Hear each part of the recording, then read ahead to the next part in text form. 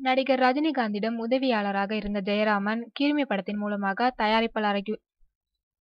தயாரிப்பாளராகியுள்ளார்.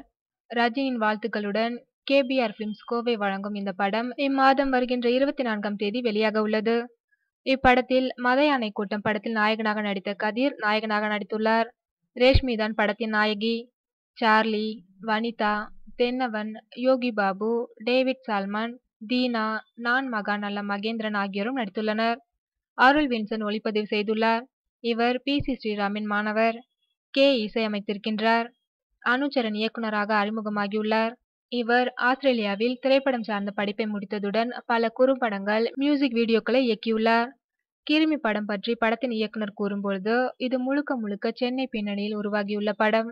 நல்ல வேலைக்காக காத்திருக்கும் கீழ்த்தட்டு நடுத்தர வர்க்கத்தைச் சேர்ந்த ஒரு திறமைசாலி இளைஞனுக்கு நடக்கும் சில சம்பவங்கள், அவன் கடந்து போகும் சில அத்தியாயங்கள் தான் கதை. நாயகியும் நடுத்தர வர்க்கம்தான். கிருமி என்று நான் சொல்வது இன்று சமுதாயத்தில் இந்த அமைப்பில் பரவி இருக்கும் ஒரு பிரச்சனையை தான். அது என்னவென்று படம் பார்த்தால் புரியும் என்கிறார் படத்தின் இயக்குனர் அனுச்சரன். இதுவரை 45 நாட்கள் படப்பிடிப்பு நடைபெற்றுள்ளது. தன் நண்பர்கள் ஜெயராமன், பிருத்திவிராஜ், ராஜேந்திரன் ஆகியோரை இணைத்துக் கொண்டு தயாரித்திருக்கிறார் ரஜினி ஜெயராமன். தயாரிப்பாளரான அனுபவம் பற்றி ரஜினி ஜெயராமன் கூறும்போது, இது எங்கள் முதல் முயற்சி. கதை பிடித்திருந்தது. இந்த காலத்திற்கும் ஏற்ற மாதிரி இருந்தது. படம் தயாரிப்பது பற்றி ரஜினி சாரிடம் கூறினேன்.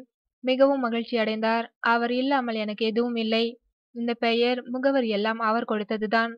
நல்லா பண்ணு, இந்த காலத்திற்கு ஏற்ற மாதிரி படம் இருக்கட்டும், செலவு செய்வதில் கவனமாகவும் எச்சரிக்கையாகவும் இருக்க வேண்டும் என்று கூறி வாழ்த்தினார் என்றவர் இன்னொன்றையும் கூறினார்.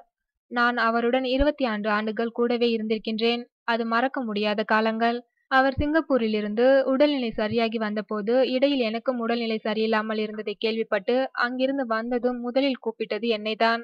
அவர் வந்தவுடன் என்னை கூப்பிட்டதும் எனக்கு அழுகை வந்துவிட்டது. எதுவும் பேச தோன்றவில்லை.